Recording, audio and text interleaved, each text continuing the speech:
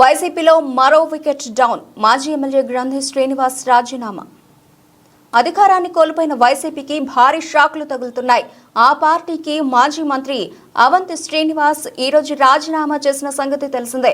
అవంతి రాజీనామా చేసిన కాసేపటికే మరో కీలక నేత పార్టీని వీడారు. భీమవరం మాజీ ఎమ్మెల్యే గ్రంథి శ్రీనివాస్ వైసీపీ ప్రాథమిక సభ్యత్వంతో పాటు పార్టీ పదవులకు రాజీనామా చేశారు. రాజీనామా లేఖను పార్టీ అధినేత జగన్ పంపించారు. కీలక నేతలు వరుసగా పార్టీని వీడుతూ ఉండడంతో వైసీపీ శ్రేణులు ఆందోళనలకు గురవుతున్నారు. జనసేన అధినేత పవన్ కళ్యాణ్ ఓడించిన ఘనత గ్రంథి శ్రీనివాస్ కు ఉంది. 2019 ఎన్నికల్లో భీమవరం నుంచి పోటీ చేసిన పవన్ పై ఆయన విజయం సాధించారు. తద్వారా పార్టీలో జైంట్ కిల్లర్ గా గుర్తింపు పొందారు.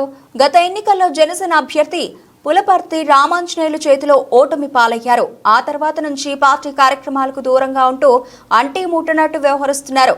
గ్రంథి శ్రీనివాస్ ఏ పార్టీలో చేరతారనే విషయంపై ఇంకా క్లారిటీ రాలేదు.